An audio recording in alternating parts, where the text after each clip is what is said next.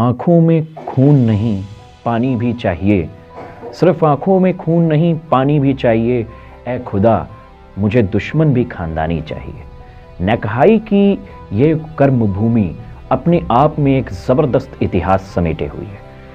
अब बात सबसे पहले ये है कि नकहाई जैसे बड़े विकट युद्ध की स्थिति कैसे बनती है, क्या है ये नकहाई, नकहाई में हुआ क्या था। तो नकहाई को समझने के लिए, विंध्य भूमि के इस सबसे बड़े युद्ध को समझने के लिए हमें थोड़ा सा पीछे जाना पड़ेगा और दौरा रहेगा 1776 का। पुरंदर की संधि एक तरह से भारत की दो सबसे बड़ी ताकतों के बीच में होने वाला एक मसला था, जिसमें अपने अपने इलाकों को लेके दर्जियतें की गई थी। हिंदवी स्वराज, जिसके उस समय शीर्ष कमांडर पेशवा नाना साहेब के बाद नाना फडणवीस चल रहे थे, उनके द्वारा दिग्दर्शन में बाकी सारी मराठा कौमें, बाकी सारे मराठा जनरल्स अपने अपने इलाके की हिफाजत करने में लगे हुए थे और हिंदवी स्वराज का परचम बुलंद किए हुए थे। उसी तरफ 1764 के बाद अंग्रेज बंगाल, बिहार और उड़ीसा में अपने आप को ताकतवर बना चुके थे। एक म्यान में दो तलवारें नहीं हो सकती और इसी का नतीजा था कि 1776 में प्रथम आंग्ल मराठा युद्ध की शुरुआत हो जाती है। लेकिन ये एक ऐसा युद्ध था जिसमें अंग्रेजों को मुंह की खानी पड़ती है।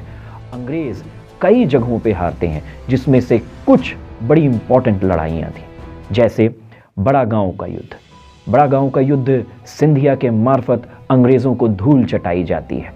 इसी की तरह भोर घाट परशुराम भाऊ पंत अंग्रेजों की 15,000 की बटालियन को नेस्त नाबूद कर देते हैं।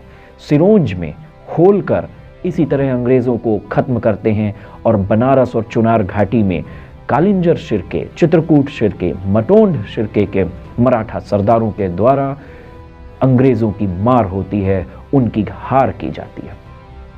यह युद्ध 6 वर्ष चला और शायद हिंदुस्तान की धरती में अंतिम बार था जब अंग्रेजों को किसी भारतीय राजा ने अपनी शर्तों पे दबाया था, अपनी शर्तों में संधि लिखवाई थी।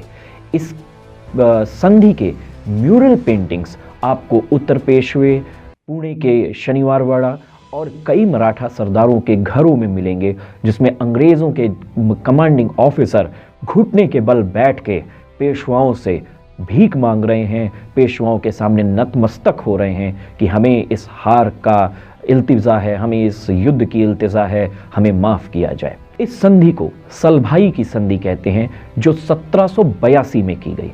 इसमें नाना फडणवीस, महादजी सिंधिया के द्वारा एक अंग्रेज़ों के साथ संधि की जाती है, जिसमें यमुना का पूरा दक्षिण का इलाका, बेलन नदी तक का, यह मराठा सीमा मानी जाती है और इसके लिए 3 अलग ट्रेडिंग पॉइंट्स नियत किए जाते हैं।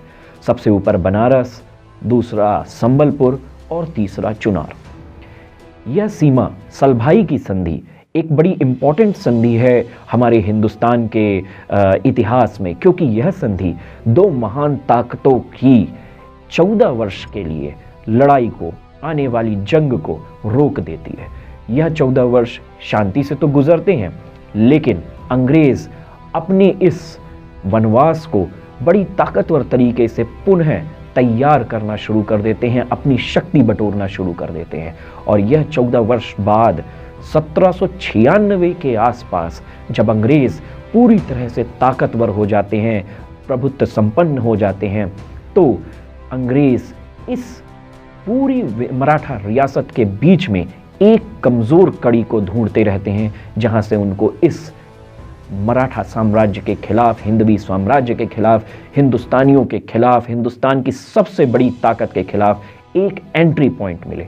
और वो एंट्री पॉइंट आता है रीवा राज्य। 1796 से 1795 के जब हम दौरान बात करते हैं, तो पिछले 2-3 वर्षों से यह इलाका, बुंदेलखंड का समूचा इलाका, लगातार अकाल से, लगातार अनाज की कमी से जूझ रहा था। अंग्रेजों को इससे फायदा नहीं पड़ता था, क्योंकि उन्होंने तो नील की खेती से अकूत धन संपदा इकट्ठी कर ली थी। लेकिन हिंदवी स्वराज के सभी पैरोगरमारों को इससे बड़ा नुकसान चल रहा था, सेनाओं के पास उतनी रसद नहीं थी, राज्यों के पास चौथ देने के लिए उतनी रकमें नहीं रह गई थी।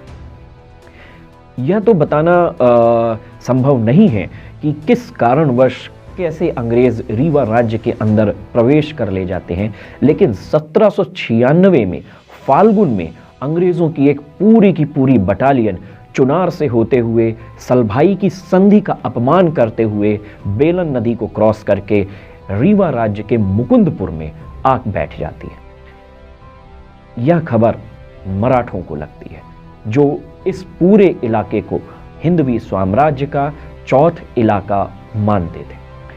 मराठों की तरफ से एक संदेशा इंटरसेप्ट किया गया जो बनारस के एक साहूकार का था।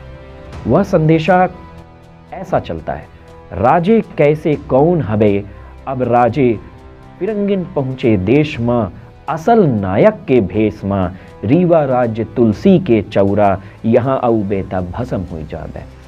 इस तरह की एक लोकल किंवदंती बनारस के एक साहूकार के पास इंटरसेप्ट की जाती है और यह किंवदंती पूरे मराठा साम्राज्य में फैल जाती है और अलार्मिंग पोजीशन पे आ जाती है।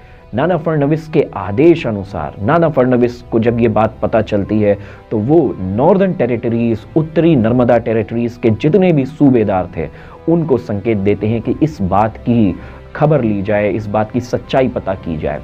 तो ये पता चलता है कि मुकुंदपुर में अंग्रेज बटालियन कर्नल आर स्वान के निर्देशानुसार पड़ी हुई है और यहीं पे कंट्रोल्ड अप है।